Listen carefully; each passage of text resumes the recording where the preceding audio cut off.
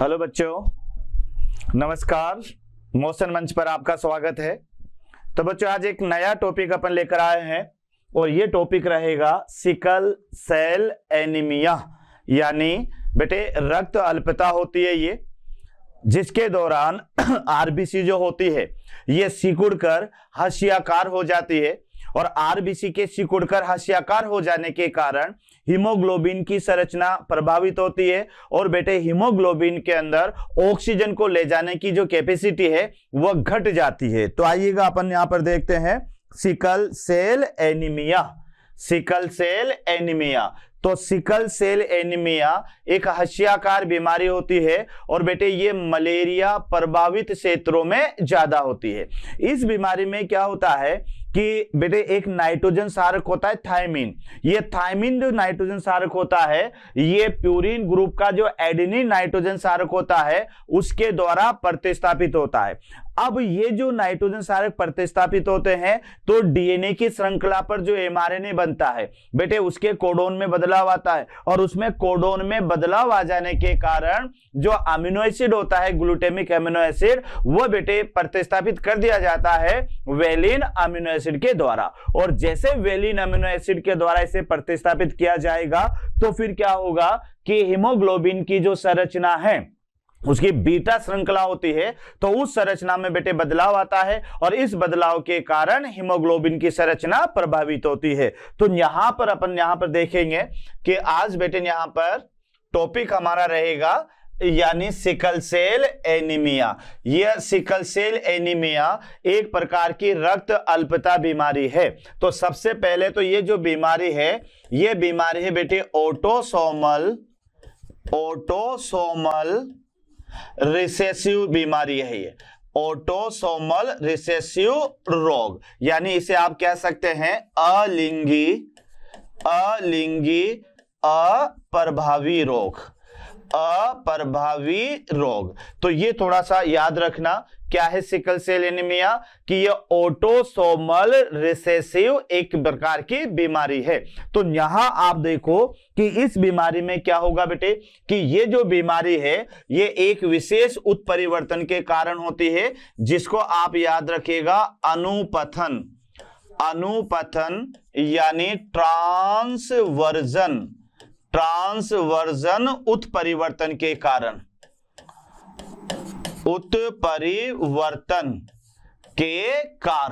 यानी इसका जो कारण है ये कारण है बेटे ट्रांसवर्जन यानी अनुपथन उत्परिवर्तन।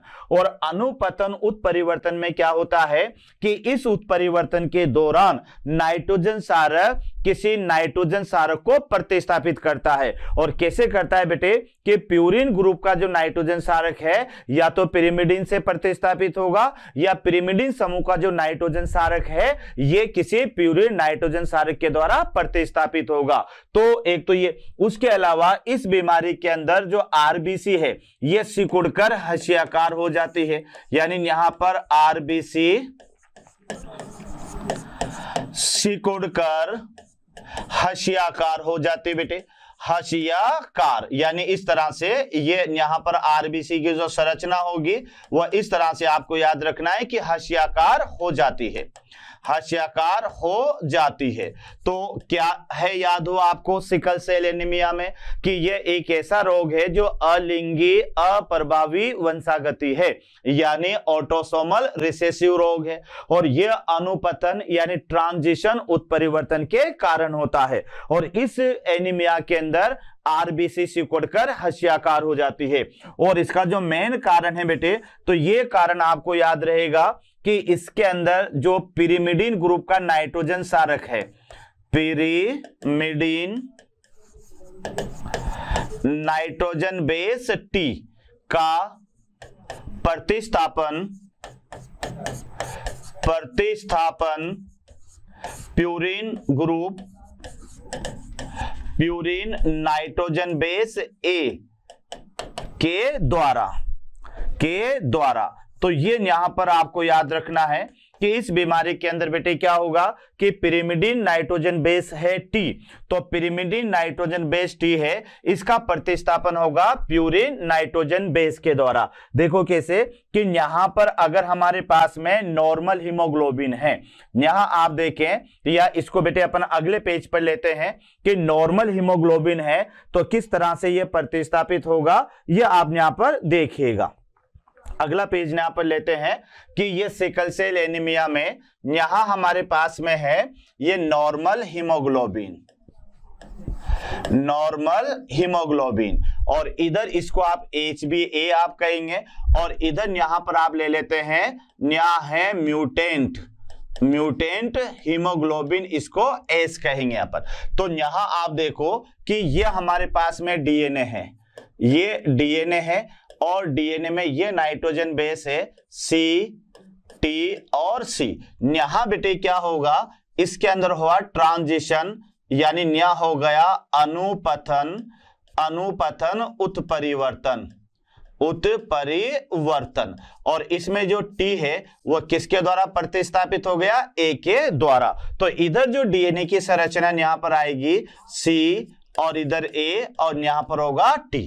तो ये क्या हुआ कि बेटे यहां पर T की जगह पर A नाइट्रोजन क्षारक प्रतिस्थापित हो गया। अब इस पर यहां पर बनता है mRNA, यहां बेटे बनता है mRNA। तो mRNA की जो संरचना होगी वो C की जगह पर तो G आएगा, और T की जगह पर A आएगा, और C की जगह पर यहां पर वापस G आ जाएगा। इधर यहां पर जो mRNA बनेगा वो mRNA बनेगा यानी G, और A यानी T। अब T तो होगा नहीं बेटे, यहां पर U आएगा, और इधर यहां पर जो है, इधर यहां आप देखिएगा तो इधर बेटे यहां पर रहेगा यानी C, यहां पर यानी C। तो यहां आप देखो इधर वापस ये C, तो C की जगह पर यहां पर वापस क्या हो जाएगा, G। तो ये यहां पर mRNA बन गया। अब इस mRNA, ये जो mRNA है ये किसे कोड करेगा, तो बेटे ये कोड करता है यहां पर ग्लूटेमिक अमीनो एसिड को, अमीनो एसिड, ये इसे कोड करेगा, और ये यहां पर इसे कोड करेगा, तो ये कोड करेगा वेलिन अमीनो एसिड, यानी यहां पर ये कोडोन कोड करेगा वेलिन अमीनो एसिड। अब यहां पर इस वजह से इस ग्लूटामिक अमीनो एसिड में यहां रहेगा हीमोग्लोबिन या नॉर्मल हीमोग्लोबिन,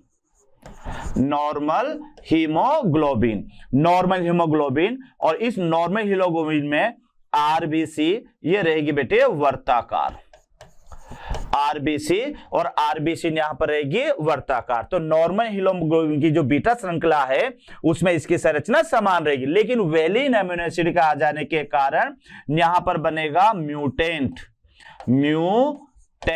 हीमोग्लोबिन, इसको आप बोलोगे HbS, और ये जो नॉर्मल हीमोग्लोबिन है इसको आप कहोगे HbA। अब म्यूटेंट हीमोग्लोबिन में क्या होगा कि ये हीमोग्लोबिन के बेटे बीटा श्रृंखला है, ये यहां पर हीमोग्लोबिन की बीटा चेन है। इस बीटा चेन के 1 2 3 4 5 6 और 7, तो ये जो छठे नंबर की इसकी बीटा चेन है यहां पर कुछ बदलाव आएंगे, ये छठे नंबर पर बेटे बदलाव आएंगे। तो इस कारण से इसका रिजल्ट मिलेगा, यानी आरबीसी यहां पर हो जाएगी हशियाकार, आरबीसी यहां पर हशियाकार, यानी इस तरह से सिकुड़कर बेटे हशिये के समान हो जाएगी। तो एक बार और अच्छी तरह से आप देख ले कि यहां पर क्या हुआ, यहां पर यह हुआ बेटे कि नॉर्मल हीमोग्लोबिन है उसका डीएनए की ये संरचना है, और जो म्यूटेंट हीमोग्लोबिन है उसमें ये जो टी नाइट्रोजन क्षारक होता है ये ए नाइट्रोजन क्षारक के द्वारा प्रतिस्थापित हो गया, जिसकी वजह से यहां पर अब जो एमआरएनए बनेगा, यानी यहां पर जो ट्रांसक्रिप्शन होगा उसमें बेटे सी की जगह पर तो जी आ जाएगा, चूंकि एमआरएनए है तो टी की जगह पर ए और सी की जगह पर जी। इधर यहां पर जो ए आया है ये ए, तो यहां पर जी यू जी, यानी सी की जगह पर तो जी आना है, लेकिन ए की जगह पर बेटे टी आएगा। लेकिन चूंकि क्या है ये एमआरएनए है तो एमआरएनए में टी की जगह पर आपको यू आएगा। तो इसका जो एमआरएनए बना, ये जो एमआरएनए बना, इस एमआरएनए का जो कोडोन है वह जीयूजी है। अब ये जीयूजी जिस अमीनो एसिड को कोड करेगा उसका नाम है बेटे वेलिन। तो आप ये भी याद रख सकते हैं कि सिकल सेल एनीमिया में ग्लूटामिक अमीनो एसिड किसके द्वारा प्रतिस्थापित हुआ? वेलिन अमीनो एसिड के द्वारा। तो ये आपको याद रखना है। उसके बाद में बेटे यहां पर ग्लूटामिक अमीनो एसिड है तो हीमोग्लोबिन नॉर्मल रहेगा, और यहां आरबीसी की जो संरचना है, आरबीसी की जो संरचना है वह वर्ताकार ही रहेगी यहां पर, और हीमोग्लोबिन की संरचना में कोई बदलाव नहीं आएगा। लेकिन यहां पर आप देखो कि जो वेलिन अमीनो एसिड है, ये वेलिन अमीनो एसिड होते हैं बेटे, यहां म्यूटेंट हीमोग्लोबिन बनता है जिसको एचबीएस कहेंगे, और इस संरचना में हीमोग्लोबिन की बीटा चेन के छठे नंबर पर, बीटा चेन के छठे नंबर पर बदलाव आएगा, ध्यान रखना बेटे। और इस बदलाव के कारण आरबीसी जो है वह सिकुड़कर हस्याकार हो जाती है। तो ये यहां तक तो क्लियर।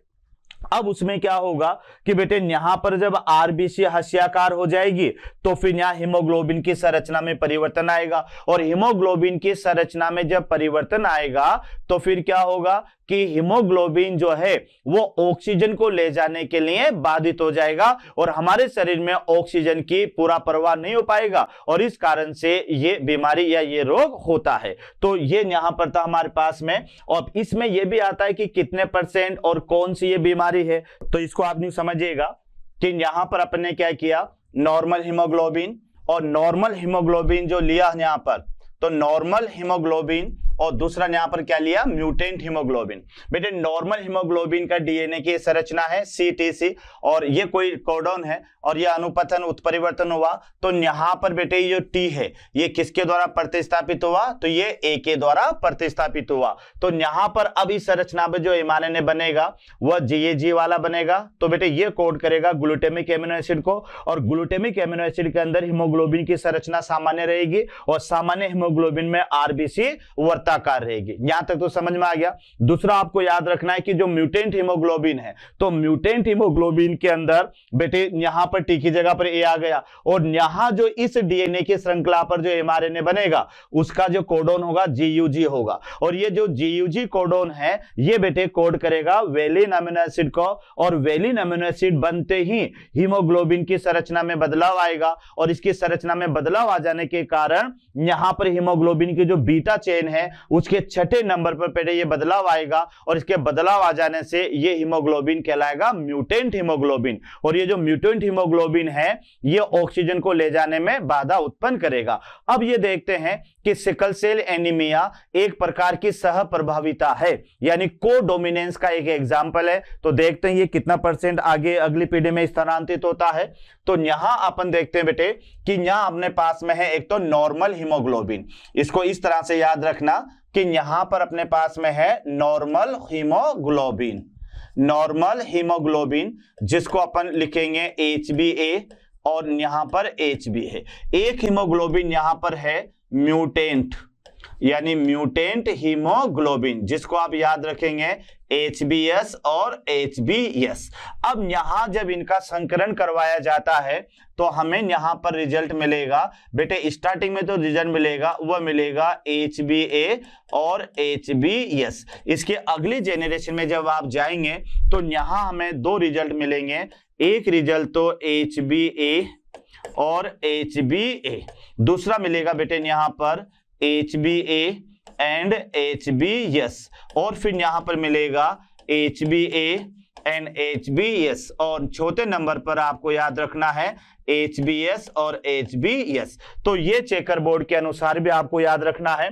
तो ये वाला जो है तो ये तो सारा का सारा क्या है बेटे, नॉर्मल हीमोग्लोबिन, यानी यहां जो है इस तरह से ये होगा सामान्य रोग यानी सामान्य पुरुष। तो ये तो यहां पर आपको याद रखना है कि ये तो क्या होगा बेटे, सामान्य, यानी यहां पर ये सामान्य होगा, और ये जो होंगे ये क्या होंगे, ये यहां पर होंगे कैरियर, कैरियर, और ये यहां पर जो होगा ये होगा यहां पर रोगी। तो बेटे यहां पर देखो कि यहां सामान्य तो हमारे पास में मिले 25% और इसमें वाहक मिलेंगे यानी 50%, और जो रोगी मिलेंगे ये मिलेंगे 25%। तो सिकल सेल एनीमिया का जो अनुपात आता है वही आता है 1:2:1। तो एक बार और अच्छी तरह समझे कि सिकल सेल एनीमिया एक सहप्रभाविता रोग है, ये ध्यान रखना बेटे। और इसके अंदर 25% जो है वो तो सामान्य रहेंगे और 50% जो होंगे वो बेटे वाहक का काम करेंगे और 25% जो होंगे वह रोगी होंगे। और इस बीमारी के अंदर क्या है ये भी आपको याद रखना है कि हीमोग्लोबिन की बीटा श्रृंखला ये ध्यान रखना बेटे, बीटा श्रृंखला में परिवर्तन आता है, बीटा श्रृंखला में परिवर्तन आता है, यानी हीमोग्लोबिन की जो बीटा चेन है उस बीटा चेन के अंदर यहां पर परिवर्तन आएगा, बीटा श्रृंखला में परिवर्तन।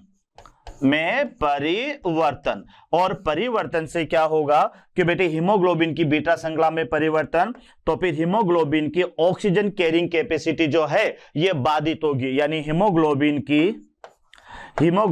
की ऑक्सीजन परिवहन क्षमता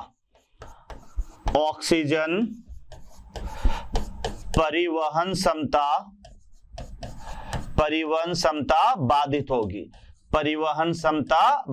होगी।